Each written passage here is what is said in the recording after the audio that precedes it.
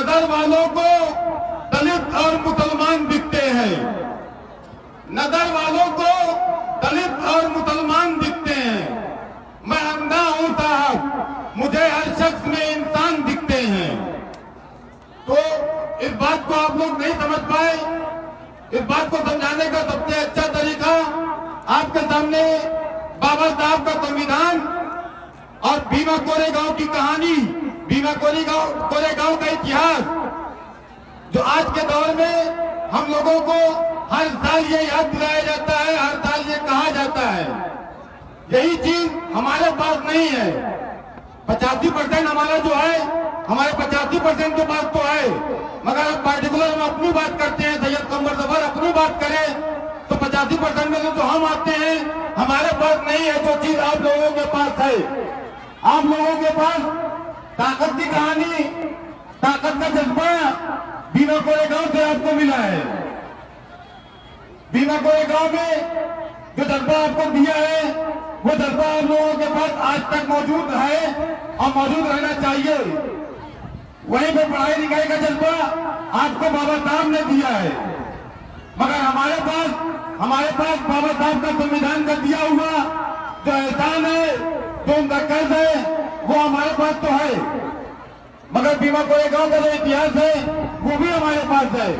मगर उसके बाद अपनी तरफ से कमर जफर जो कहना चाहते हैं कि 85% के बाद जो 15% और 85% की लड़ाई है, उस भीमा कोरेगांव के बाद, बाबा साहब के संविधान के बाद सारी चीजें आपके पास है, सारी चीजें दलित समाज के पास है, मगर ये मुस्लिम समाज के पास नहीं है। वो मुस्लिम समाज के पास क्या नहीं है वो भी जान लीजिएगा, मत सोचिएगा 85% अलग कर रहे हैं। आपके पास हर दौर में एक मसीहा मिला है आपको, हर दौर में बाबा साहब मिले, बाबा साहब के बाद मान्यवर साहब मिले, मान्यवर साहब के बाद बहन जी मिली, मगर मेरे पास हम उन्हीं लोगों को लेकर चल रहे हैं। बाबा साहब को लेकर चले, मान्यवर साहब को लेकर चले, बहन जी को लेकर चल रहे हैं, मगर मेरे समाज से, मुस्लिम समाज से मेरा कोई मसीहा नहीं मिला। और आप लोगों के समाज से, आप लोगों के लिए आपको हर दौर में मसीहा मिला। ये बहुत बड़ी चीज है कि आपको मसीहा मिलता गया, कि हम लोग दिनों रात मेहनत कर रहे हैं, हम लोग हर चीज कर रहे हैं, उसके बाद भी आज हमारे बच्चे, हमारी माँ बहन नहीं पूरी तरीके से हमारे साथ हो पाई, बाबा साहब के साथ पूरी तरीके से नहीं हो पाई, संविधान के साथ पूरी तरीके से नहीं हो पाई, बहन जी का साथ पूरी तरीके से नहीं दे पा रहे हैं। इसलिए कि यहीं पे आपके बिहार की धरती पे रणवीर सेना थी, लालू जी के राज में रणवीर सेना थी। उन्होंने पूरे जनसंहार को जो बताया था, दलित समाज को जो खत्म किया था, दलित समाज के ऊपर जो वार किया था, रणवीर सेना ने करने के बाद हमारा अगर ताकत नहीं रही होती, 85% की ताकत नहीं रही होती, संविधान की ताकत नहीं रही होती, यही बिहार में लालू जी आके उसका बदला नहीं लिए होते, उसकी ताकत का एहसास नहीं दिलाए होते। लालू जी ने 85% की ताकत का एहसास दिलवाया था।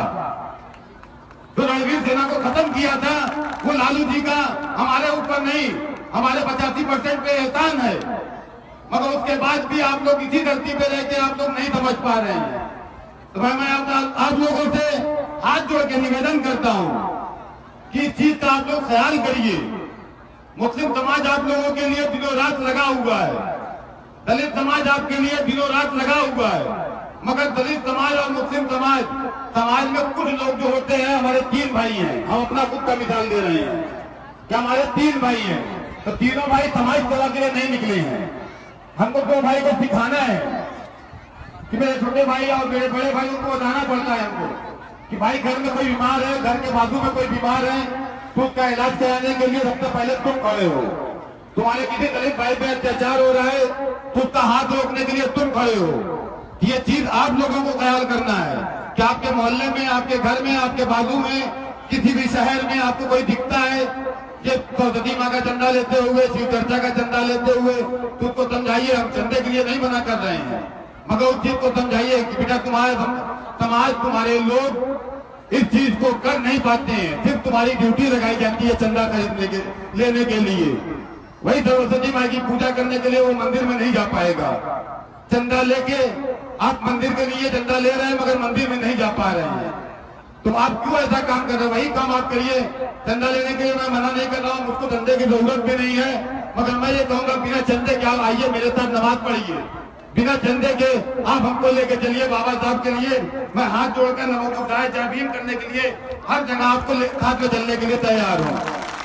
मैं खाना खाने के लिए, पानी पीने के लिए मिसाल नहीं दूंगा। मैं मिसाल यही दूंगा जो अभी आपके सामने कर सकूं। आपके साथ यहाँ बैठ के आपके सामने यहाँ पे बाबा साहब के लिए मैं जय भीम नमो बुद्धाय किया हूँ, करता हूँ, करूंगा। मैं अपने मुस्लिम समाज के लोगों के लिए यही करवाता हूँ।